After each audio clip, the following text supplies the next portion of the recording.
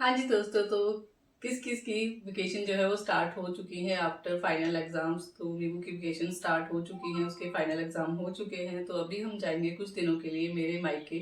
तो मायका एक ऐसी जगह है जहाँ का नाम सुनकर ही हर वुमन के फेस के ऊपर जोर से स्माइल आ जाती है। आपकी आई अभी की नहीं आई, मुझे जरूर से बताइएगा। तो अभी मुझे करनी है कुछ एक पैकिंग, तो सोचा आपके साथ भी शेयर करती हूँ कि कैसे कैसे मैं सारी चीज़ों को अच्छे से पैक करती हूँ, ताकि थोड़ी सी जगह में मेरा सारा सामान जो है वो अच्छे से पैक हो जाए।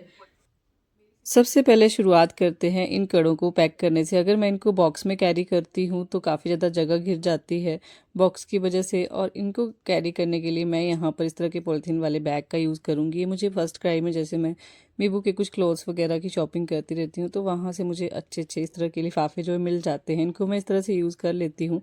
अच्छी बात ये है कि ये ट्रांसपेरेंट रहते हैं। अगर हम इनमें कोई भी चीज़ रखते हैं तो ये विजिबल रहती है और काफ़ी अच्छे से ऑर्गेनाइज भी हो जाती हैं चीज़ें। तो इनको डेली बेसिस के लिए भी हम यूज़ कर सकते हैं इस तरह से, अपनी चीज़ों को अच्छे से ऑर्गेनाइज करने के लिए।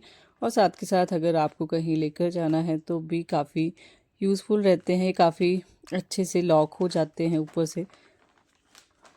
और सबसे ज़्यादा टेंशन रहती है हमें कांच की चूड़ियों की। तो कांच की चूड़ियों को अगर हम ऐसे ही पैक कर देते हैं तो ये बहुत जल्दी टूट जाती हैं। तो कांच की चूड़ियों के लिए एक बॉक्स का यूज़ कर सकते हैं या फिर किसी सॉक्स का यूज़ कर सकते हैं। सॉक्स में पैक कीजिए, उसके बाद इस तरह से किसी भी डिब्बे में पैक कर दीजिए। मैं यहाँ पर डायरेक्टली डिब्बे में ही डाल रही हूँ क्योंकि मुझे ज़्यादा दूर तक ट्रैवल नहीं करना है। अगर आपको ज़्यादा दूर तक कैरी करनी है कांच की बैंगल तो आप सॉक्स जरूर से लगाइएगा। इसके बाद जैसे छोटे छोटे इयररिंग्स वगैरह रहते हैं तो इनको इस तरह से स्पंज में लगाने के बाद मैं इनको छोटी सी डिब्बी में इस तरह से डाल दूंगी। ये डिब्बियाँ हर घर में अवेलेबल होंगी मुझे लगता है। जैसे हम छोटी छोटी चीज़ें परचेज़ करते रहते हैं तो उनके साथ ही इस तरह की बॉक्सेस वगैरह जो हैं वो हमें मिलते रहते हैं। जैसे मैंने कुछ ऑनलाइन शॉपिंग की होगी, जैसे ईयरिंग ही मंगाए होंगे, तो उनके साथ इस तरह की डिब्बियाँ जो हैं वो जरूर से मिल जाती हैं ब्रेसलेट वगैरह के साथ। तो इस तरह से एक में तो मैंने पैक कर दी छोटे वाले इयररिंग्स, और दूसरे में पैक करूँगी मैं इस तरह के जो मेरे पास ब्रेसलेट वगैरह है इनको। तो ब्रेसलेट रखने के लिए और साथ के साथ कुछ रिंग्स रखने के लिए मैंने एक बॉक्स अलग से रेडी कर लिया।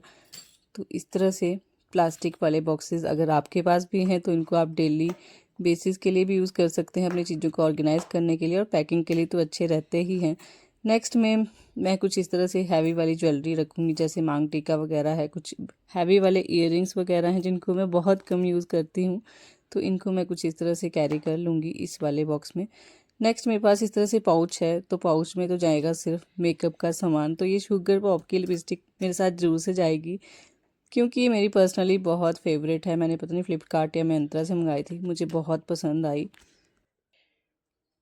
बाकी जैसे मार्स की लिपस्टिक है, मैबलिन का ये मस्कारा है, ये मुझे पर्सनली बहुत पसंद आए थे। मैंने ये सब कुछ जो है वो ऑनलाइन मंगाया। सभी चीज़ों का मैं जो लिंक रहेगा वो नीचे टैग कर दूंगी। अगर आपको कुछ भी लेना होगा तो आप जरूर आंखें बंद करके ले सकते हैं। इन्हीं छोटी छोटी चीज़ों के साथ मैं बिंदियाँ रखना तो भूल ही गई थी, फिर मुझे याद आया कि मैं बिंदियों को कुछ इस तरह से एक डायरी में स्टिक करके रखती हूँ। इससे ना बहुत ज़्यादा स्पेस बच जाता है। अगर आप इनको डेली बेस के हिसाब से भी ऑर्गेनाइज करना चाहते हैं तो इस तरह से आप छोटी सी डायरी लेके इनको स्टिक कर सकते हैं। और देखिए आपका एक छोटी सी डायरी के साथ बहुत बड़ा काम हो गया। नेक्स्ट हम बात करते हैं बॉचेस की। तो बॉचेस के साथ इस तरह से बॉक्स आते हैं। बॉक्स के अंदर एक कुशन भी दिया होता है ताकि वॉच में कोई स्क्रैच वगैरह ना आए, ये अपनी जगह से बिल्कुल भी ना हिले। तो स्क्रीन के ऊपर अगर कोई भी स्क्रैच वगैरह आ जाता है ना तो वॉचेस देखने में बहुत बेकार लगती हैं और महंगी से महंगी घड़ी जो है वो ख़राब हो जाती है। तो इसके लिए मैं यूज़ करूँगी इस ज्वेलरी पाउच का। ये ज्वेलरी पाउच जैसे हम सिल्वर ज्वेलरी परचेज करते हैं किसी भी ज्वेलरी शॉप से तो उनके पास आसानी से मिल जाते हैं। काफ़ी सॉफ्ट रहते हैं अंदर से, बिल्कुल भी स्क्रैच आने का झंझट नहीं है। अगर बॉक्स में लेकर जाऊंगी तो काफ़ी ज़्यादा जगह घिरेगी, तो इसके लिए मैंने ये वाला पाउच यूज़ किया। अब बात करते हैं हेयर्स की। ये आर्टिफिशियल हैं, ये भी मैंने ऑनलाइन ही परचेज़ किए हैं सभी के सभी। और इनको पैक करने के लिए मैं यूज़ करूँगी अगेन वही फर्स्ट क्राई वाला पॉलीथीन बैग।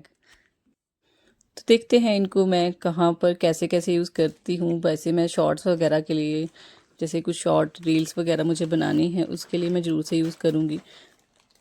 तो जैसा कि आप देख सकते हैं ये वाला हेयर बन बोल सकते हैं आप इसको। ये जूड़ा स्टाइल है, कुछ इस तरह से रबर बैंड के साथ कुछ हेयर्स वगैरह लगे हैं। अगर आपके भी थिन हेयर्स हैं या आपको जूड़ा वगैरह बनाना नहीं आता है तो आप इस तरह से इन जूड़ों को जरूर से ट्राई कर सकते हैं। और साथ के साथ कुछ इस तरह से हेयर पिन्स वगैरह है मेरे पास। ये सब कुछ मैंने ऑनलाइन ही परचेज़ किया था। तो इसको मैंने कुछ इस तरह से पैक किया और इसी लिफाफे में मैंने इसको भी डाल दिया साथ के साथ, ताकि ये चीज़ें आपस में उलझे ना और एक जगह पर ही मुझे सब कुछ मिल जाए। अभी मुझे पैक करनी है कुछ ज्वेलरी आइटम, जैसे कि ये पायल्स वगैरह हैं, कुछ बिछुए वगैरह हैं, तो इनको भी मैंने एक बॉक्स में पैक कर दिया, क्योंकि ये छोटा सा बॉक्स है, इससे ज़्यादा जगह नहीं घिरेगी और अच्छे से मेरी चीज़ें ऑर्गेनाइज भी रहेंगी। तो एक एक करके मैंने सारा सामान जो है वो पैक कर लिया है। आप देख सकते हैं कितनी अच्छे से मेरी सारी पैकिंग हो चुकी है। तो अगर आप भी ट्रैवल करने की सोच रहे हैं या किसी की शादी है तो इस तरह से चीज़ें तो जाएंगी ही साथ में। तो इम्पॉर्टेंट चीज़ें अपने साथ लेकर जाना मत भूलिए, ताकि वहाँ पर आपको कोई दिक्कत ना हो। और अभी बैग को पैक कर लेते, तो बैग में इस तरह से सूट्स वगैरह पैक करेंगे। साथ के साथ ये वाला सूट जो आप देख रहे हैं, इसका कलर मुझे पर्सनली बहुत पसंद है। ये इंडो इरा ब्रांड का है और इसका जो कलर कम्बिनेशन है ना, पिंक दुपट्टे के साथ बहुत प्यारा लगता है। और इसमें ही जाएंगे कुछ मीवू के सूट्स वगैरह, क्योंकि बच्चों के कपड़े हमें बहुत ज़्यादा कैरी करने पड़ते हैं। कुछ पर्स वगैरह को भी मैंने इसमें रखा है एक्स्ट्रा में, ताकि मुझे कोई दिक्कत ना हो कहीं जाना हो तो।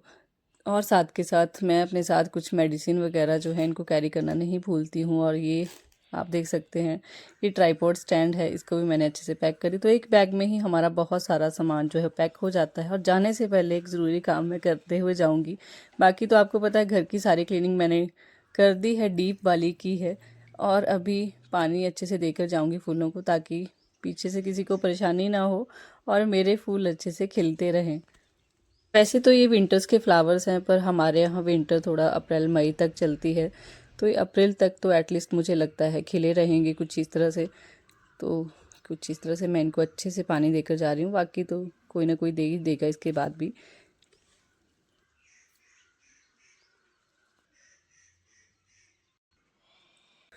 अभी हम होते हैं रेडी जल्दी से, तो मैं सोच रही हूँ कुछ बैंगल्स वगैरह भी वेयर कर लेती हूँ।